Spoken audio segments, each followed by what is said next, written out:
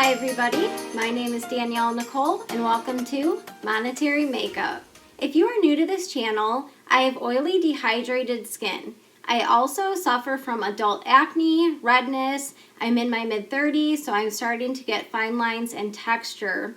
And one of the struggles I really used to struggle with on almost a daily basis was how to cover my acne without getting cake face. So today I thought I would walk you through my routine for how to cover up when I have those unwanted blemishes. Now the techniques I'm about to share with you might be a little bit backwards or unorthodox to some of those that may have watched previous videos for how to cover acne, so you may learn some new tips today and hopefully I can help you with those concerns. And while I walk you through this routine, the topic of the day is going to be regarding pensions, and it might not be exactly what you think. Now, if you don't have a pension, don't worry, this tip is still going to pertain to you. So if you're excited to get started, don't forget to hit the like button, and let's get started right now. Now overall, I think one of the biggest mistakes made when trying to cover acne or any sort of blemishes, and these are actually mistakes that I used to make myself, was first using too much product, second, not prepping my skin properly, and thirdly, the type of concealer, the shade you use, and the technique used. So if you have any sort of blemishes or breakouts in general, but especially if you have any sort of healing parts to your skin, I believe that exfoliating is extremely important as a first step. So after I have thoroughly cleansed my skin and it's clean, I go in with an exfoliator. But what I do is I mix it with a facial oil. Now I have tried a ton of different exfoliators and I am very particular about the ones that I use, because if they have any sort of walnuts or any sort of large particles, those can be extremely damaging on the skin. So the exfoliating cleanser that I recommend is actually from Neutrogena. Now this is called the Hydra Boost Exfoliating Cleanser, and let me give you a close-up so that way you can see which one I use. But here's the trick. I go in and I mix this exfoliator with an oil. That way it's not so harsh on my skin, and as those dead skin cells are being washed away, the facial oil is going in and hydrating at the same time. Now, e.l.f. actually has several different facial oils that I do enjoy using, but the most recent one that I have been enjoying is from the brand Essence, and this is called Hello Good Stuff Facial Oil, and at the bottom it says Care, Glow, and Prime with Rosehip Seed Oil. So here's a close-up of this facial oil. So that is the exact step that I'm at right now. I just finished exfoliating with that facial oil, so my skin is nice and clean, and now we need to go in and hydrate. Now, even if you just have oily skin, I cannot recommend enough using a moisturizer before going in with primer or any sort of makeup. So what I'm going to use today to moisturize or hydrate my skin is from Glow Recipe, and this is the Watermelon Niacinamide Dewdrops. So I will get you guys zoomed in just a moment here, but for right now, I would just like to step by step apply this Glow Recipe with you. I love the formula. It has a very light watermelon scent, but it's not strong. But I love using this as a moisturizer because it doesn't leave any sort of greasy residue, but it almost has a slightly tacky base, which I find helps my makeup grip even better. Now I actually apply the Glow Recipe all over my skin, even my eyelids. Yes, they are oily, but I have so much dehydration that I find going in with moisturizer all over my skin really works best. Alright, next, let's get you guys zoomed in. Now I do also want to mention that if you have any sort of oily dehydrated skin like me, I do not recommend going in with an actual facial oil, whether that's mixed in with your moisturizer, but what I mean is before makeup, because I do find on my skin it works great at night for hydrating. However, if I need my makeup to last, if I go in with any sort of oils prior, it just not only doesn't make my makeup last, but my skin gets extremely greasy, and then all the work I did on my makeup just comes right off. Okay, so we are really up close and personal. I just gave the moisturizer a chance to sink in. So next, let's move on to primer. Now, I know primer is pretty controversial. Some people believe it does nothing at all for the skin, and other people swear by it. And I really think it's just a personal preference, especially if you are on either end of the spectrum. So particularly if you have extremely dry skin or oily skin, or someone like me that has a little bit of both. Now, many of you have probably heard me talk about this 100 different times, but my favorite primer is actually a moisturizer from e.l.f. And it is the e.l.f. Plus Glow Radiant Moisturizer. Talk about this all the time, but I think it leaves just a nice glowy sheen on the skin. It doesn't emphasize any of my texture, and it doesn't have that greasy residue either, even though it does have SPF 15. Now, I have a couple other recommendations for you, especially if you have oily dehydrated skin that is also acne prone. So the first is the e.l.f. Acne Fighting Putty Primer. Now, I did a 2-month wear test of this primer, so if you missed that video, I will link it up here or down below. I really do enjoy this primer.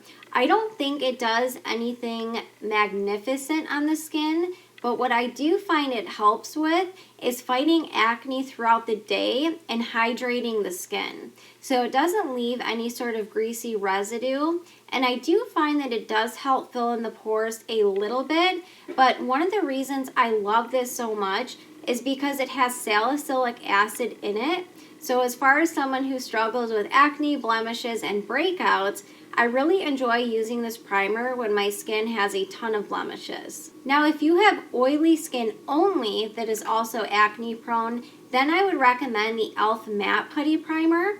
I think the Matte Putty Primer is completely different than the original and the acne fighting. This one and the original are a little bit more hydrating, where this one is matte as it says, and I do find that it helps blur the skin, and it does fill in the pores pretty well. So this is another great one from e.l.f. Now, as far as blurring the skin and assisting with mattifying the skin and helping the makeup last a little bit longer, then this is a high-end product that I absolutely swear by. This is the MAC Prep and Prime Skin Refine Zone. I don't think anyone really talks about this primer, but it works very well for blurring the skin and controlling the oils throughout the day. Now, I am that person that may go in with 2 primers, so let's just do that today. You absolutely do not have to go in with 2 primers. I know I'm a little bit extra like that, but I do also have a lot of different skin concerns, so use your own discretion on which primer you would like to use, if at all. So I just take a little bit of that Radiant Moisturizer. Now, a little bit goes a very long way, so I will focus this more on the perimeter of my skin. This is such a beautiful moisturizer, but I love using this as just an all-over glowy primer. So you know what's really interesting? I used to be that person that would only wear mattifying products. I would wear a ton of different powders because my skin is oily. However, after about an hour or 2, I would find that my skin was so oily. And I kept thinking, oh my gosh, what is going on? I applied so many mattifying products.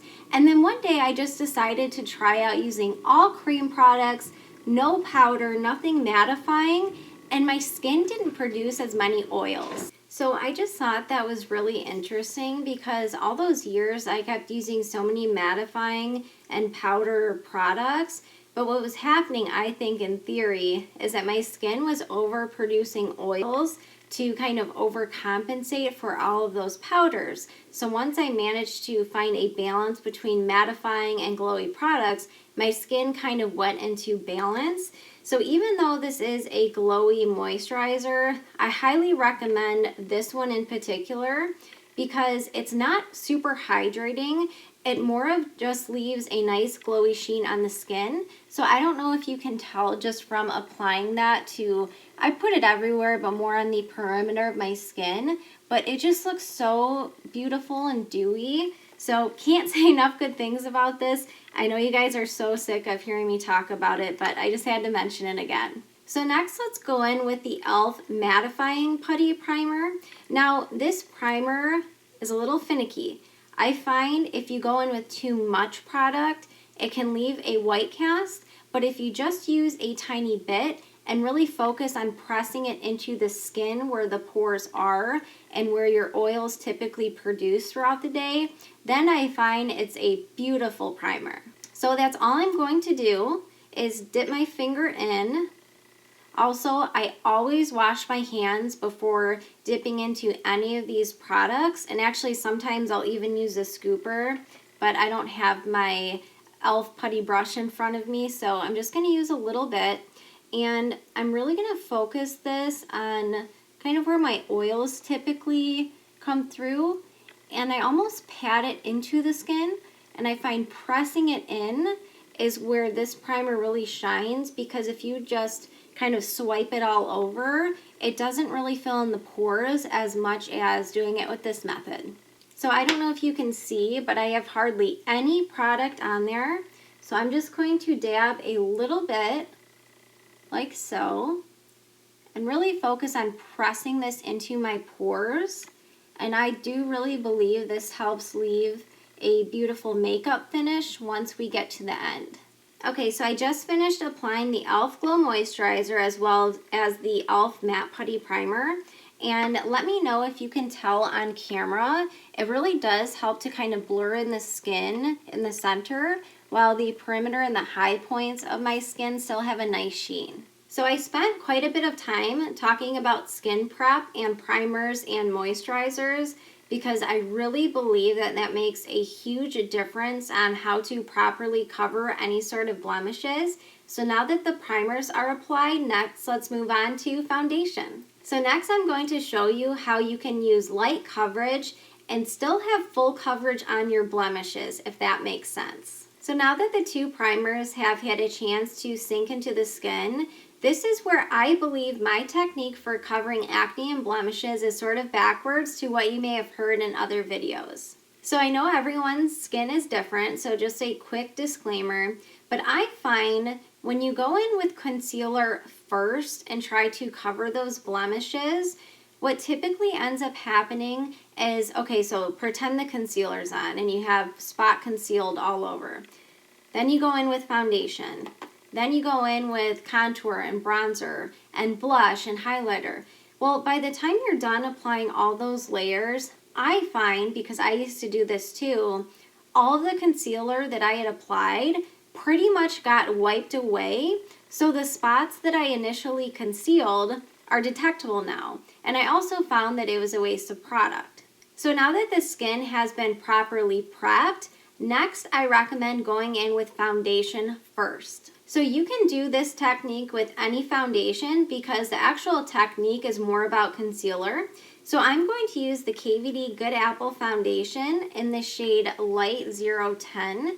This is almost a spot on match for any of my shade twinsies out there.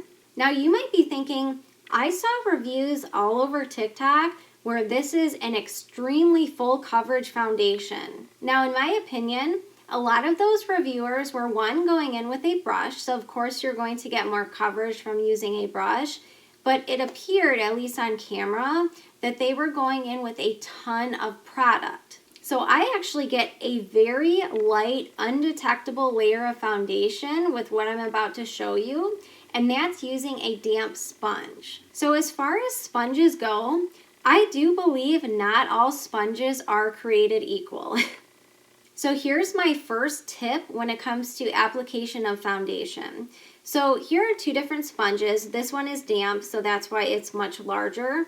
Now, I love Shot Miss A sponges, but the one that I absolutely love is the black one, and this is the pink one, of course, because the black one is much more firm and dense. It's still soft and squishy, but this one has much more give. So I find when you're looking to really cover those blemishes, having a sponge that is a little bit more dense with less give really gives you that flawless base. So I recommend the black sponges from Shop Miss A. I'm actually out of those right now. I have an order on the way. So this is actually from the brand Essence. I believe this is the only sponge they have, but I love it because it has this cut right here, which is perfect for under the eyes.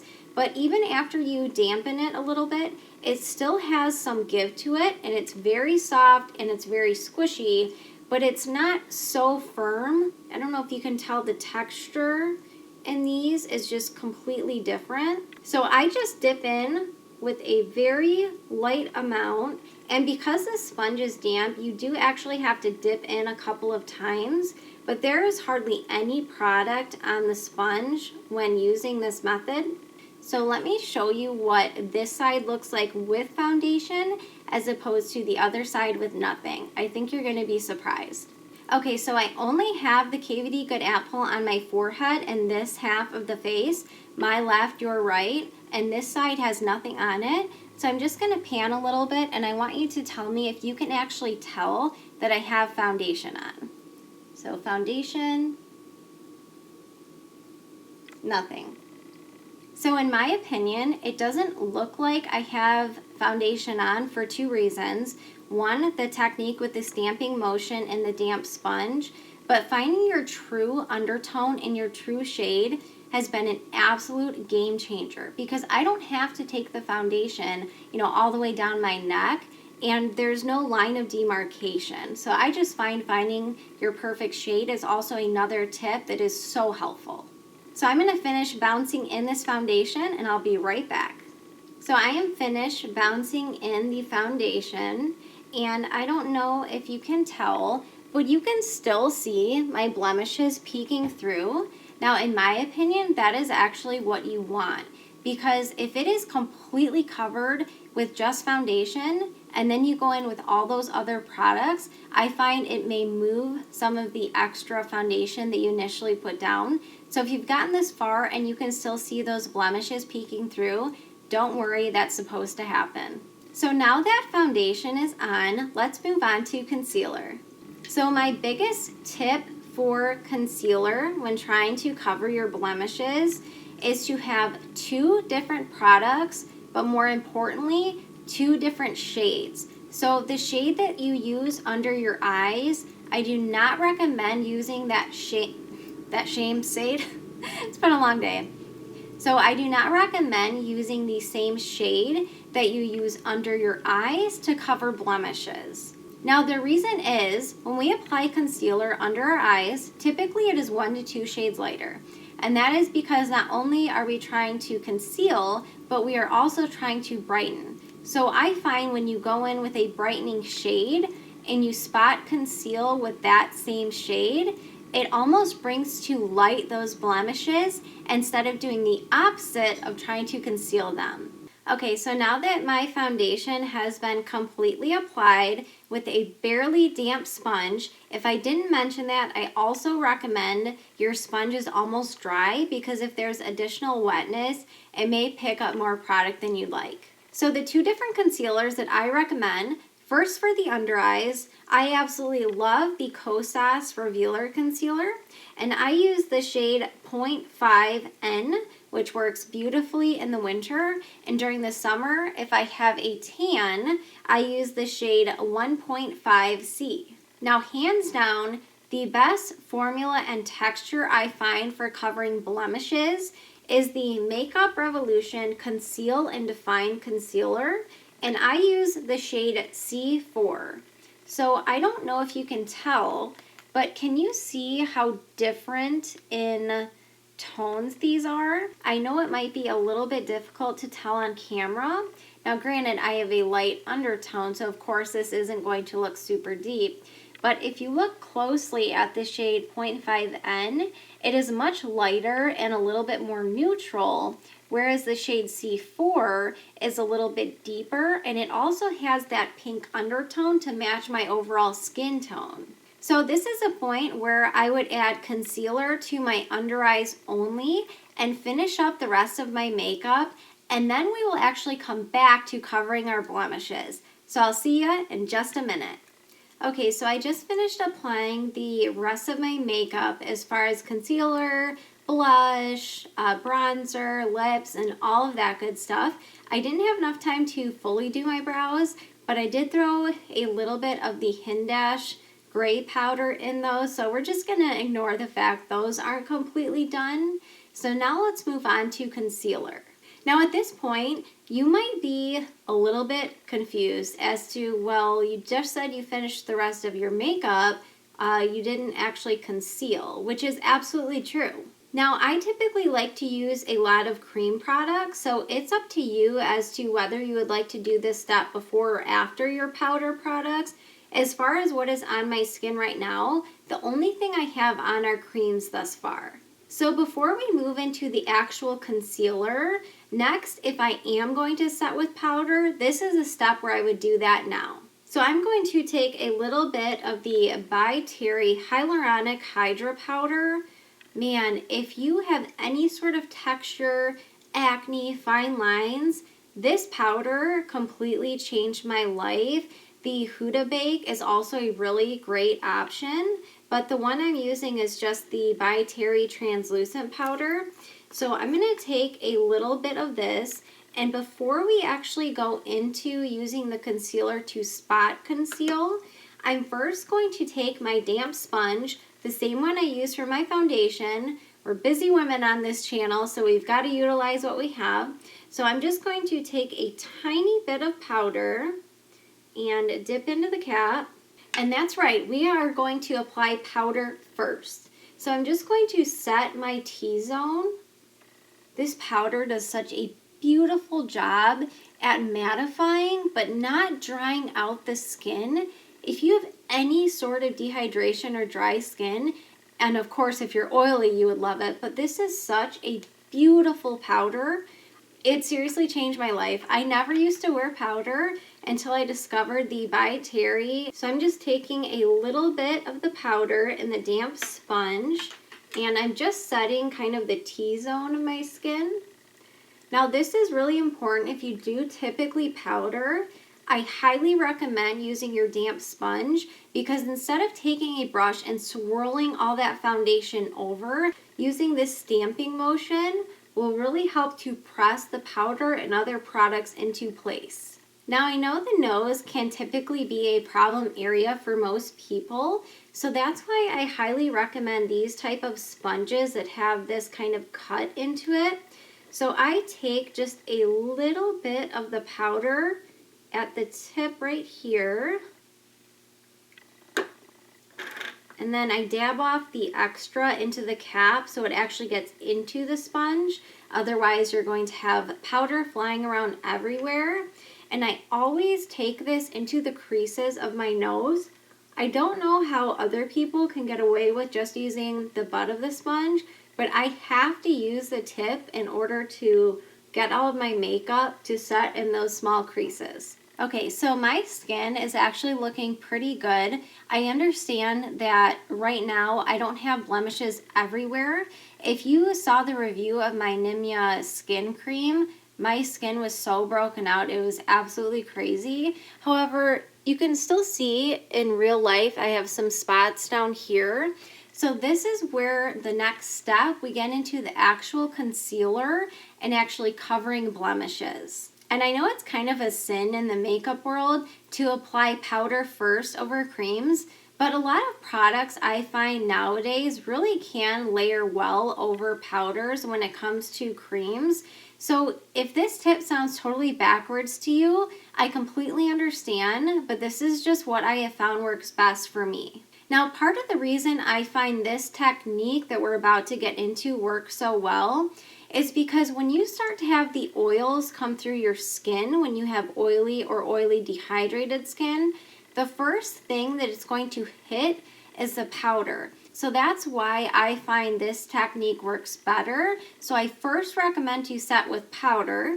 So next, I'm going to take out my Makeup Revolution Conceal and Divine Concealer in the shade C4. So if you're at this point and you're thinking, I have blemishes all over that are not concealed, that's a good thing, because I like to apply all of my makeup products first and then do the concealing. So I'm kind of a germaphobe, so you can do whatever you feel most comfortable with, but I like to take the doe foot out and just apply a tiny little dot because you're not going to need, you know, that much product for concealing, depending on how much you need to spot conceal, of course. So that's the amount I'm just going to start off with. So at this point, to actually do the spot concealing, you can use one of 3 tools. One of which being your fingers, can never go wrong with that. The second is a brush. The one I absolutely love to do spot concealing with is actually from e.l.f. and it is called the e.l.f. Crease Brush. It's nice and fluffy but really firm, so I find pressing into those spots, it works well. Or you can take the same sponge you use for your foundation, but actually use the tip of the sponge to do the work for you. So you can choose whatever you'd like to do. So at this point, I kind of gauge how severe my blemishes are. If they are pretty severe or very inflamed, then I would recommend going in with your fingers first and then the sponge to kind of set. But again, that's totally up to you. So for now, I'm just going to take the very tip of my sponge and I'm going to dip right into that concealer. Now here's the thing, if you dip in and you have too much product and you go to spot conceal, you are possibly going to move too much concealer all over, which is probably not what you want. So if you grabbed a little bit too much, then you can simply kind of wipe it off or dab into another part of your hand to get that excess product off. And because the tip of this sponge is so pointy, you can really get into spot conceal those very tiny parts. So I'm going to try to do this on camera. So I might not smile for a second, and I just start gently dabbing. And you can kind of squeeze the sponge to get a very small point.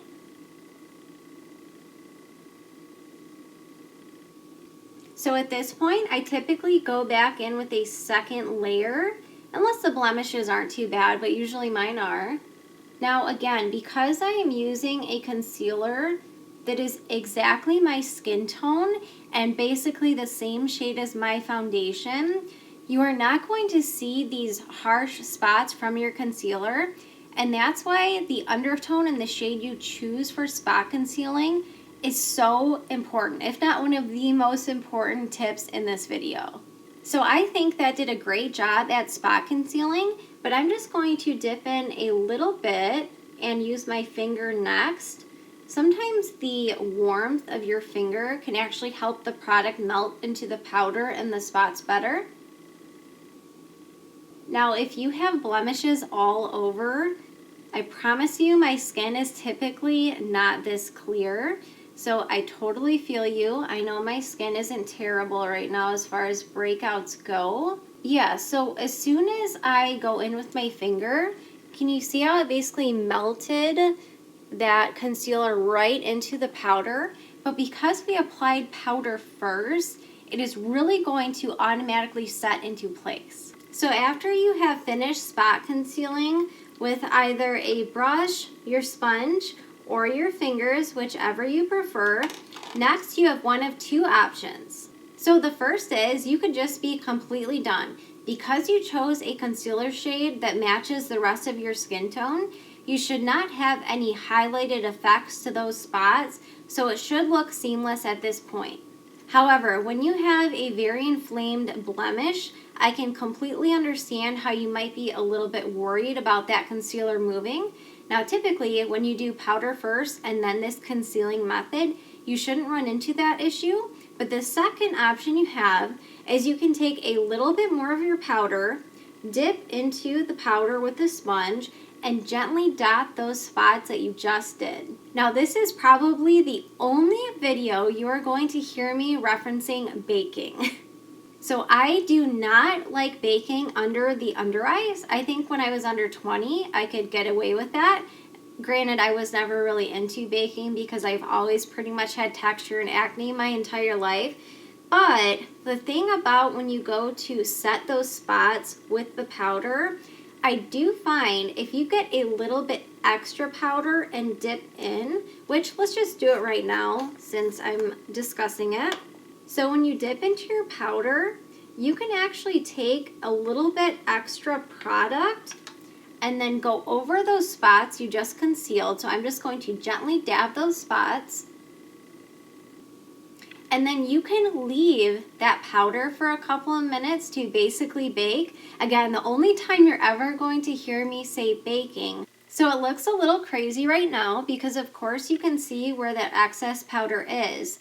But after I give the powder just a couple of minutes to set, then you can either take the butt end of your sponge and go over those spots, or you can take a brush and lightly dust over. The one thing I will say is at this point, if you decide to go in with a brush, make sure you use an extremely fluffy brush that has a lot of give to it. Because if you try to go in with a brush like this that I recommended for concealer, you may basically wipe away all the concealer and powder that you just added. So what I recommend in this situation is just taking the butt of your sponge and gently dabbing over those spots.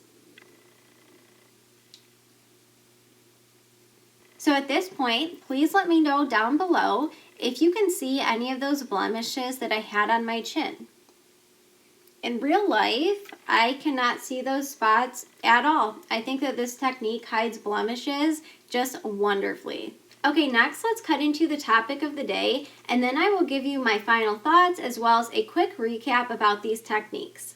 Hi everybody, welcome to the topic of the day. So one of the largest retirement sponsored plans that typically used to get talked about years ago is pensions. Now pensions were fantastic because they were a great way to supplement Social Security income should your Social Security not be enough and provide the lifestyle you would like to retire on. So the question I get asked pretty frequently is, my employer does not offer a pension, and I would really like that added security of having a guaranteed income such as a pension, but my employer does not offer that. What options do I have? So just in case you didn't know, there are actually certain types of investment and insurance strategies through annuities where you can actually set up your own pension specifically for you and your needs. Now this is typically called an income annuity, and yes, there are always a lot of details and nuances, and we never really have enough time in these quick tips throughout these videos, but how they typically work is if you have a lump sum of money and you are worried about the market going up and down in retirement, and you would really like that added security of having a guaranteed income, either the rest of your life or for a specific amount of time, then you can do this through an income annuity. Now, income annuities are not necessarily the best option for every single person because, of course, everyone's situation, their needs, and their retirement goals are unique. So as I say in pretty much every video, I highly recommend you reach out to your own financial advisor and CPA if you have any questions regarding the topics I typically cover. So while they aren't called pensions per se, they act very much like a pension, where you have a guaranteed income for a set amount of time. So if you have any questions regarding pensions or income annuities, definitely comment monetary makeup down below and let me know. Alright, next let's cut into my final thoughts and a quick recap. Hi everybody! How was everybody's day? I'm curious. It is so freezing in Michigan right now. I think we're getting a foot of snow overnight. I'll try and insert a clip if I can, but it was snowing so hard today. Okay, so my makeup has been on now for almost 10 hours. So I want to give you a quick close-up so you can see how those spots set on my chin and how they lasted throughout the day. So let me get you zoomed in. Okay, so here's what my makeup is looking like at the end of the day. So let me know how you think those spot concealing tricks did. Let me come in a little closer.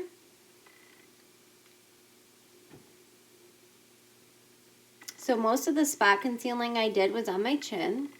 So as far as real life goes, when I am looking into the mirror, those spots didn't fade really at all. So I guess that's why I really love this technique, because as far as my skin type, it lasts all day long. Now, I hate saying the term flawless base because the reality is none of us have perfect flawless skin, but as far as close as flawless can be, I do believe strongly that these tips could possibly help you with covering your acne and overall base products. Alright, well, I really do hope that the techniques I shared with you in this video was helpful to you, as well as the topic of the day. Thank you guys so much for spending your time with me. You know I love you guys so much, and I look forward to seeing you in my next video. Bye!